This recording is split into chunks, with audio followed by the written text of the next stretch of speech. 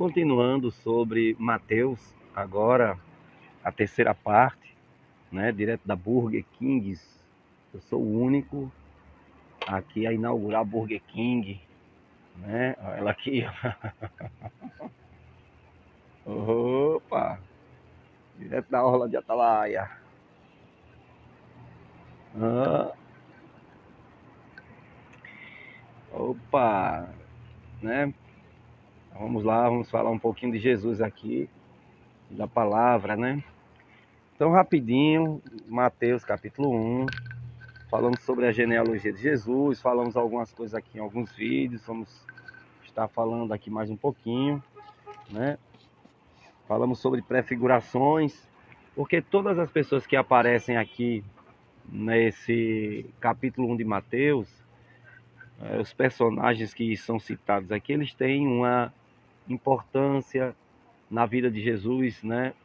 Na linhagem de Jesus. E quando nós atrelamos isso à nossa vida, nós contextualizamos, nós vamos perceber aqui que na geração de Jesus, na linhagem de Jesus, tinha pessoas imperfeitas e com isso mostra o quanto nosso Senhor ele é bom, né, para incluir na sua descendência, né, pessoas tão imperfeitas. Porém, pessoas imperfeitas, mas pessoas de uma fé assim invejável. Então vamos ler aqui, por exemplo, falamos sobre a prefiguração de Salomão. Hoje nós vamos falar aqui da prefiguração de Isaac. Porque no capítulo 1 de Mateus, ele cita Isaac, livro da geração de Jesus Cristo, filho de Davi, filho de Abraão. Abraão gerou a Isaac. Então, Isaac é citado e quando você pega a Isaac, a história de Isaac, você vê que Isaac ele é uma figura legal de Jesus no Velho Testamento, né? Você vê que Isaac ele prefigura Cristo. Por quê? Porque Isaac, como filho de Abraão, ele é o único herdeiro verdadeiro da promessa. Havia outro filho, né, que é o filho da escrava H, Ismael. Porém, Isaac é o filho da promessa. É interessante que o direito de primogenitura cabia ao mais velho. Mas Deus, né, havia dado aqui a Abraão uma promessa de que da descendência dele surgiria o herdeiro, né, que ia dar continuidade a essa descendência de Abraão. Então, a despeito da idade de Isaac relacionada ao seu irmão Ismael, Isaac é filho, Isaac é o único filho da promessa.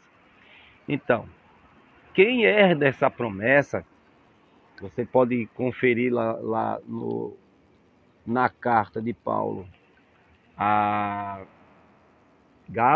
aos Gálatas, esse herdeiro aí da promessa, hoje é Jesus. Deus promete a Isaac, Deus promete em Isaac e cumpre a promessa em Jesus Cristo. E olhe como essa leitura aqui ela é poderosa. Todo o livro, toda a carta de Gálatas fala justamente a respeito dessa pessoa bendita de Jesus como sendo herdeiro de Abraão. Jesus como herdeiro de Abraão. Então você vê aqui, vou ler apenas o capítulo 3, do versículo de número... Eu vou ler aqui a parte do versículo de número 13. Cristo nos resgatou da maldição da lei, tornando-se maldição por nós. Porque está escrito, maldito é todo aquele que for pendurado no madeiro. Versículo 14. Para que a bênção de Abraão chegasse aos gentios em Cristo Jesus, a fim de que recebamos pela fé o Espírito da promessa. Então, textos como esse deixam claro que Jesus é aquele que recebe e cumpre, né, a promessa que foi feita a Abraão em Isaac, né? Outra coisa muito importante sobre Isaac é que Isaac é o único filho de Abraão, né? O filho da promessa. E aí, veja que coisa interessante. Deus também deu a Abraão, né, a responsabilidade, digamos assim, deu a ordem, na verdade, para sacrificar a ele a vida de Isaac. Entendeu? Aqui na tipologia, Abraão é Deus, Isaac é Jesus, que vai ser entregue para ser morto como um sacrifício. As pessoas dizem que os judeus mataram Jesus. A sentença de morte não era dada por meio de crucificação. A sentença de morte judaica. A sentença de morte judaica era feita por apedrejamento. Sentença de morte de cruz é uma sentença romana. Judeus, não o povo judeu, mas a liderança, né, judia, corroboraram para que os romanos crucificassem a Jesus. Mas quando você lê Atos, capítulo 2, né? Não sei se eu vou achar agora o versículo, mas Atos 2, deixa claro que esses homens, né, tanto judeus que corroboraram com os romanos para matar Jesus, para crucificar Jesus, na verdade, né, eles não tinham, eles só fizeram tal coisa porque, né, Deus havia entregado Jesus Cristo para que, por meio deles, Jesus fosse crucificado e assim cumprisse o que está escrito. Olha aqui, deixa eu ver se eu encontro aqui. O versículo de número... Vou começar aqui, Atos 2. Vou começar do versículo 30.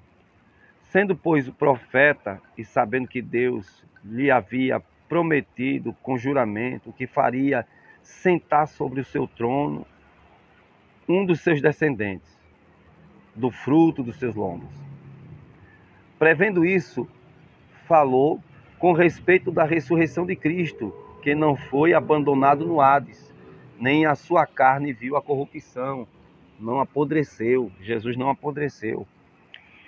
A esse Jesus, Deus o ressuscitou dentre nós que somos testemunhas. Olha que legal. Exaltando, pois, a destra de Deus e tendo recebido do Pai a promessa do Espírito Santo. Derramou isso que vocês estão vendo agora. Pois Davi subiu aos céus, pois Davi não subiu aos céus, mas ele mesmo disse o Senhor ao meu Senhor, senta-te aqui à minha direita, até que eu ponha os teus inimigos em estrato dos seus pés. Saiba, pois, que com certeza que toda a casa de Israel, que esse Jesus, que vocês o crucificaste, Deus o fez Senhor Jesus Cristo. Ouvindo isso, eles ficaram pasmos, tesos diante do que... Deixa eu ver aqui mais. Aqui. Bem, nesse texto, Pedro deixa bem claro que não foi os judeus que mataram Jesus, muito menos os romanos, mas Deus que o entregou pelo seu propósito, pelo seu desígnio. Amém? Pelo seu desígnio. Não foi ninguém que matou, que ninguém tem autoridade sobre ele. Ninguém tem poder para prender Jesus, para fazer o que quer com Jesus Cristo, né? Aqui é o versículo 23. Versículo 22, 23. Varões israelitas, ouve estas palavras. Jesus, o Nazareno, homem aprovado por Deus dentre vós, com obras e poder, prodígios e sinais, o qual Deus realizou por intermédio dele entre vós, como vós mesmos sabeis. A este, entregue pelo determinado desígnio e presciência de Deus, vocês mataram, pregando-o na cruz por mãos iníquas. Então, percebe-se que quem está por trás dessa crucificação é Jesus, é Deus. Quando Pilatos vai interrogar Jesus e pergunta para Jesus, né? Faz a interrogação, Pilatos diz assim: não sabe você que eu tenho poder para prendê-lo ou para livrá-lo? Jesus disse assim: olha, eu só estou aqui porque o Pai me entregou a você, viu? Eu acho isso bonito. Então, nenhuma autoridade você tem sobre mim. Foi o Pai que me entregou. Então, a gente percebe aí que, na verdade, é Deus que está por trás dessa crucificação. E aí, para vocês terem uma base bíblica mais apurada e tal, é só você pegar o texto de João 3,16. Deus amou o mundo de tal maneira que deu o seu Filho, para que todo aquele que nele crê não pereça, mas tenha a vida eterna. Deu, aí significa que o Senhor entregou Jesus para ser morto por nós, né? Ele deu Jesus para ser morto em nosso lugar, ser sacrificado em nosso lugar. Então, na prefiguração aqui, Isaac é um tipo legal de Cristo, porque o pai, Abraão, vai crucificá-lo e ele, Isaac, obedece o pai. Em nenhum momento ele vai questionar o porquê que ele está carregando a lenha para o sacrifício, cadê o cordeiro para sacrificar. Não. Essa indagação ele vai fazer já lá no finalzinho. Mas ele carrega a lenha, e o fato de carregar a lenha lembra de Jesus Cristo carregando a cruz. Então existe toda uma prefiguração aqui de Isaac com Jesus Cristo. E outra coisa é que quando Abraão coloca ele sobre o madeiro para imolar o garoto, né? A fé de Abraão ali é que Deus havia prometido a Abraão que aquele garoto era um filho da promessa e através dele ia vir a descendência. A Bíblia revela, porque a Bíblia ela é uma revelação progressiva, lá no livro aos Hebreus, no capítulo 11, versículo 19, que a fé de Abraão é que ao matar o menino, ao sacrificar o menino, Deus o ressuscitaria. Confira lá em Hebreus 11, verso 19. Então, a questão da ressurreição leva-nos também à pessoa bendita de Jesus, né? Então, outra prefiguração de Isaac com Jesus é que Isaac ele casa-se, né? Ele vai casar com Rebeca, que era uma moça gentia, não fazia parte da linhagem de Israel. Jesus diz na palavra, veio para o que era seus, os seus não receberam, mas todos quantos receberam foi-lhe dado o poder de serem feitos filhos de Deus. Então Jesus veio para judeus e veio também para gentios. E assim como Isaac tem Rebeca como sua noiva, hoje a igreja é a noiva de Cristo, que foi resgatada por Jesus Cristo, que foi comprada por Jesus Cristo, né?